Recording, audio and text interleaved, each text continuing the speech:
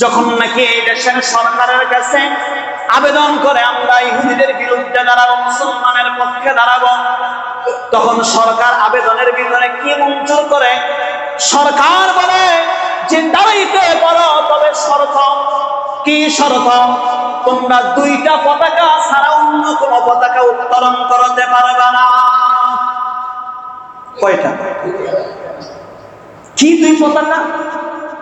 এক ফিলিস্তিনের পতাকা তুমি উত্তোলন করবা, দুই বাংলার পতাকা উত্তোলন করবা, আর কোন পতাকা উত্তোলন করতে পারবে না।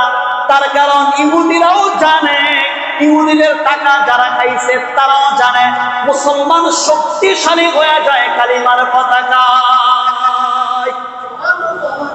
কিসের পতাকা? জোরে বলেন, কিসের পতাকা?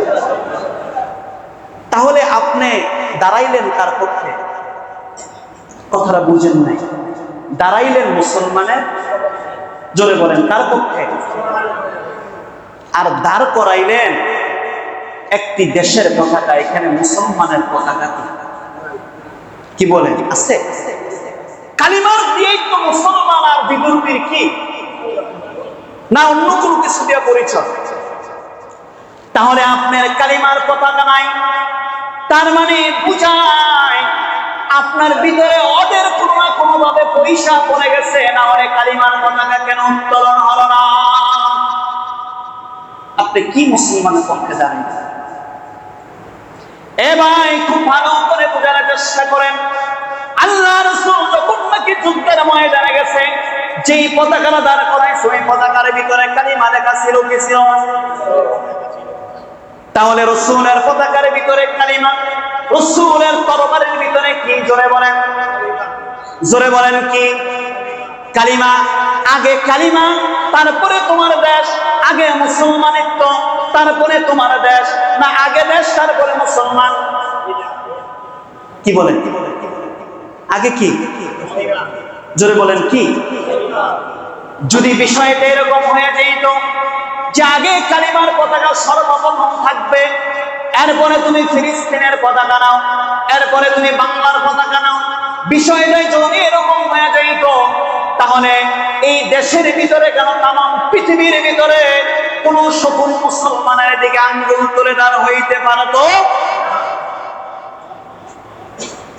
তাহলে সেইটা নিয়েই দ্বন্দ্ব, এখন যেইটা নিয়েই আমাদের শত্রুতা, যে আমরা কালিমা করছি, ওনারা কি বলেন? আমরা কালিমা, ওনাদের কি নাই? জোরে বলেন কি নাই? সর্বপ্রথম তো দ্বন্দ্বই তো লা ইলাহা ইল্লাল্লাহু মুহাম্মাদুর রাসূলুল্লাহ সাল্লাল্লাহু আলাইহি ওয়াসাল্লাম। 2,24,000 নবী এবং রাসূল আসছে তো এই জন্য। আজকে এইটা বাদ দিয়া আমরা যতই তাদের পক্ষে দাঁড়াই, এই জায়গার ভিতরে রব খুশি হবে না, রাসূল খুশি হবে, তা বুঝে আসে না। এবার আমি আপনাদেরকে কথার কৌশল, আলেমরা বুঝে না, কথার কৌশল মুসলমান বোঝে না, যে ইসলামের পতাকা থাকবে না, কালিমার পতাকা থাকবে না, তার মানে বিশ্বের সমস্ত জাতিরা মানবিক হইতে পারে, ইসলামিক হতে পারে। এবার মানবিক কি আর ইসলামিক কি বুঝার চেষ্টা করেন মুসলমান। মানবিক হচ্ছে আপনাকে যদি আপনার সামনে যদি কোনো মুসলমানকে যদি কোনো প্রকার নির্যাতন যদি করে, অথবা হিন্দুকেও যদি অযথা নির্যাতন যদি করে, আপনি মুসলমান অথবা আপনি মানুষ হিসাবে মানুষের পাশে দাঁড়ানোর নাম মানবিক। কথা কি বুঝাইতে পারছি? ধরেন আপনি মুসলমান, আরো এই জায়গার ভিতরে ইহুদি, খ্রিস্টান, বৌদ্ধ অনেকেরাই কি এই দেশে কি করে বসবাস, অযথাই একজন একজনকে যে কি করে মারে। আপনি তাদের পাশে দাঁড়ানোর নাম কি? মানবিক। যে না, অযথাই মানুষটাকে তোমরা হাত করতে পারো না, মারতে পারো। এই মানবিক গোটা বিশ্বের ভিতরে সব জায়গার ভিতরে সবাই মানে। কথাটা মনে হয় বুঝেন না? এই কথাটা গোটা বিশ্বের ভিতরে সব জায়গায় সবাই কি? ইহুদিরাও বলে। এই যে ইসরায়েল মুসলমানকে এভাবে হত্যা করেছে, শুধু মুসলমানই প্রতিবাদ করে না, বিভিন্ন দেশের, যেমন রাশিয়া বলেন, চীন বলেন, বিভিন্ন দেশের মানুষগুলো বলে যে না, এভাবে অমানবিক নির্যাতন কি বন্ধ করতে হবে, এভাবে অমানবিক নির্যাতন চলে না। তার মানে মানবিক হিসাবে সবাই যদি আন্দোলন করে কোনো কি নাই, সমস্যা। কিন্তু যদি কালিমার পতাকা জায়গায় যদি 150 কোটি মুসলমান যদি আন্দোলন করে যে আমার মুসলমানের উপরে একটা বার হাত তোলা যাবে না, তাহলে একটা বার কোনো কিছু করা যাবে না, তাহলে এই দেশের মুসলমান আমির মুআবিয়ার মতো শাসক করতে পারতো তামাম পৃথিবী, যুলকারনাইনের মতো তামাম পৃথিবী শাসন করতে পারতো, ওমর রাদিয়াল্লাহু তাআলা আনহুর মতো অর্ধ পৃথিবী এই দেশের মুসলমান কি করতে পারতো। এখন এই দেশের মুসলমান বলেন, বিশ্বের মুসলমান বলেন, এবার ইহুদিদের টাকা খাইয়া ইহুদিদের দেওয়া মসজিদে নামাজ পড়ে, কার দেওয়া? ইহুদিদের দেওয়া মসজিদে নামাজ পড়ে, ইহুদির দান তারা গ্রহণ করে, ইহুদির টাকা সারা খায়, ইহুদির কাছে এই দেশের আলেমরা বিক্রি হয়। তাহলে বলেন এই দেশের ভিতরে ইসলামের পতাকাটা কেমনে উঠবে? বিভিন্ন বড় মজলিসে বড় ময়দানে ইসলামের পতাকা উঠতে পারবে না, তার কারণ লেবাস নিয়ে কোনো কি নাই পৃথিবীর ভিতরে সমস্যা। কি বলেন আছে? সমস্যা নাই, সমস্যা একটি জায়গার ভিতরে, তার নাম কি? কালিমা, ইসলাম এবং মুসলমান, এইটাই কি সমস্যা, এছাড়া কোনো কি নাই। আপনি আজকে ইসলাম ছেড়ে দেন, যদি গাজার মুসলমানেরা যদি বলে আজকে আমরা মুসলমানিত্ব ছেড়ে দিলাম, আর 1 সেকেন্ডের জন্য কি বলেন ঝগড়া হবে না? থাকবে ঝগড়া, মারামারি থাকবে। তাহলে তাদের শত্রুতা কাদের সঙ্গে? যদি বলেন কাদের সঙ্গে? তাহলে এইটা কেন বাংলার মুসলমান বুঝে না রে ভাই? এই জায়গার ভিতরে সমাবেশের ভিতরে যেইটা দেয় পলিসি বোঝার মতো সেই ক্ষমতা নাই, যে পলিসি দিচ্ছে মানবিক করো, তাহলে আমি সরকারের কোনো বাপ মূর্তি কি হবে না নষ্ট? যদি ইসলামিক যদি করে ফেলো, তাহলে আমি সরকারের বাপ মূর্তি নষ্ট হয়ে যায়। তার মানে মুসলমান এখন ইসলামী রাষ্ট্র হিসাবে স্বীকৃতি না, মানবিক রাষ্ট্র হিসাবে স্বীকৃতি হয় কন্যা নাউজুবিল্লাহ। আমরা এমন মানবিক চাই না, আমার রাসূলের বলার ভিতরে সবাই করে এই মানবিকতা আমরা চাই না, আমার ইসলামকে সবাই করে এই মানবিকতা আমরা কি? যদি ইসলাম যদি থাকে, ইসলামের ভিতরে মানবিকতা আছে কি নাই জোরে বলেন। কি বলেন আছে কি নাই? ইসলামের ভিতরে সব আছে, কিন্তু মানবিকতার ভিতরে কি নাই? কি বলেন আছে? মানবিকতার ভিতরে ইসলাম আছে, ইসলামের ভিতরে কি আছে? আমার রাসূল 1000 বছর আগে এই কথাই বুঝাই দিয়ে গেছে। এ ভাই খুব ভালো করে বোঝার চেষ্টা করেন। আমির মুআবিয়া রাদিয়াল্লাহু তাআলা আনহু যখন নাকি জগতের যখন নাকি শাসক হয়ে গেলেন, রোমের বাদশা এক মুসলমানকে ওয়াশ করে শয়তানি করে গালের ভিতরে একটি থাপ্পড় মারলেন। থাপ্পড় মারার সঙ্গে সঙ্গে ওই লোক ডাক দিয়া বললেন, হে আমিরে মুআবিয়া, তুমি বেঁচে থাকতে যদি মুসলমানের উপরে যদি এমন ওয়াশ করে থাপ্পড় দেয়, তাহলে তোমাকে আমির থেকে এই মুহূর্তে আমরা না ঘোষণা করব। কি করব? আমিরে মুআবিয়া বলে, তুমি কি বলো? কি মুসলমানের উপরে ওয়াশ করে মানে থাপ্পড় মারবে, আমি বেঁচে থাকতে তা হতে পারে না। আমিরে মুআবিয়া সৈন্য পাঠাইয়া দিলেন, বললেন টাকা লাগে যা লাগে লাগবে, পয়সা লাগে যা লাগবে লাগবে, বাহন যা লাগে লাগবে, সব কিছু সরকারি ভাবে দেওয়া হলো। এই থাপ্পড়ের বদলা নিয়ে তারপরে তুমি আসবা। এতে করে যদি রোমের যদি রাজপ্রাসাদ যদি শেষ হয়ে যায়, তাও শেষ হয়ে যাবে। মুসলমানকে ওয়াশ করে থাপ্পড় দিবে, এইটা আমি আমিরে মুআবিয়া মানতে পারি না। আমি কি করতে পারি না? সে আমিরে মুআবিয়া কই, আজকে বাংলার আলেম ওলামা কই? এ ভাই খুব ভালো করে বোঝার চেষ্টা করেন, যে ইহুদিরা তো ছোট ছিলেন, আজকে তারা বড় হয়ে গেছে। হযরত ওমর রাদিয়াল্লাহু তাআলা আনহুর শাসন জমানায়, হযরত ওমর রাদিয়াল্লাহু তাআলা আনহুর শাসন জমানায় ওমর বললেন, আজকে তোমরা যারা আছো এই জায়গার ভিতরে ইহুদিদেরকে তোমরা ত্যাগ করিয়া দাও, তাদেরকে এই জায়গার ভিতরে কোনো কাজকর্মে তাদেরকে রাখা যাবে না। ইহুদিরা ঈশা মাথাটা নিচু করে নিয়া চোখের পানি ছেড়ে ছেড়ে ওমরের কাছে এসে হাত তুলে করজোর করে চাইলেন, ওমর আমরা তো তোমাদেরকে তো ক্ষতি করি না, যদি আমাদেরকে যদি কাজ থেকে যদি বাহির করে যদি দাও, আমাদেরকে যদি এই কৃষি কাজ করতে যদি না দাও, এই খেজুরের বাগান পরিষ্কার করতে যদি না দাও, এ ওমর আমাদের ছেলে মেয়েগুলো কি খাবে? না খেয়ে তো সব মারা যাবে। এ ওমর তুমি একটু দয়া করে আমাদের দিকে একটু তাকাও, আমরা তো তোমাদের বাদশা হইতে চাই না, তোমাদের গোলাম হয়ে আমরা জীবন বাঁচতে চাই। কি হইয়া? জোরে বলেন, কি হইয়া? কে বলে? ইহুদিরা বলে। কার কাছে? আর আজকে এই ১৫০০ বছরের পবিত্র জীবনের ভিতরে ইহুদিরা তাম পৃথিবীর ভিতরে তারা বাদশা হয়ে যায়, আর মুসলমান কি হয়ে যায়? জোরে বলেন, কি হয়ে যায়?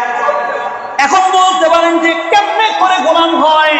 হুজুর আপনি আমাদেরকে বুঝাইয়া দেন। ওই ইহুদিদের পণ্য তুমি বিক্রি করো, তুমি তার গোলাম না হইলে বিক্রি করো কেন? কি বলেন, কথা ঠিক কিনা?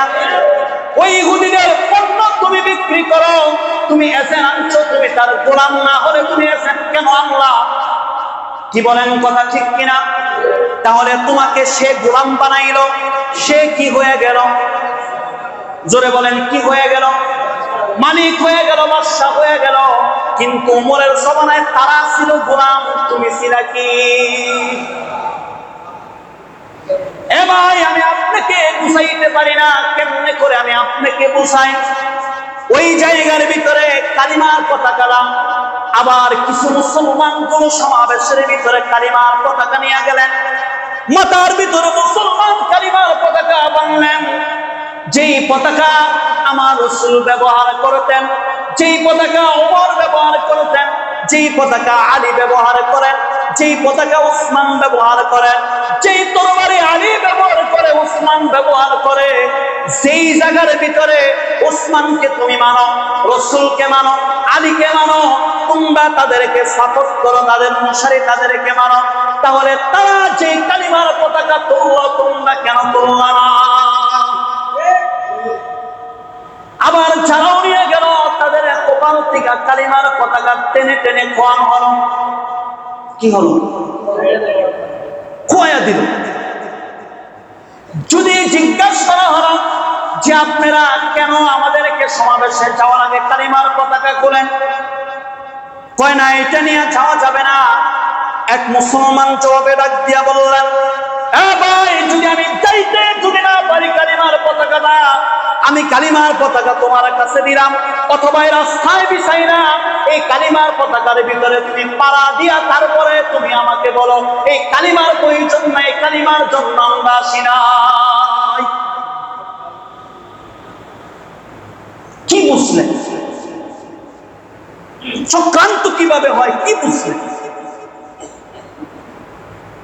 কালিমার পতাকা যদি মুসলমানের কপাল থেকে যদি আজকে টেনে খোয়া রাখা হয় বাংলাদেশের ভিতরে, মনে রাখো মুসলমান তোমাদেরকে দিয়া তোমাদেরকে খোলাইছে। ১৫০০ বছর পরে যেমনি করে ইহুদিরা বাদশা হয়ে গেল, মুসলমান গোলাম হয়েছে, ঠিক ১৫০০ বছর লাগবে না, আরো ১০ বছর পরে বাংলাদেশের ভিতরে দেখবা এই কালিমা ছাড়া বাংলাদেশের মুসলমান মুসলমানিত্ব দাবি করতে হবে। যেমনি করে পুরুষত্ব ছাড়া পুরুষের কোনো কি নাই? কি বলেন, দাম আছে নেই? নারীর কাছে দাম নাই, সমাজে দাম নাই, কোন জায়গার ভিতরে পুরুষত্ব ছাড়া পুরুষত্বর দাম নাই। ইসলাম ছাড়া মুসলমানের কোনো কি নাই, কালিমা ছাড়া মুসলমানের কোনো কি নাই।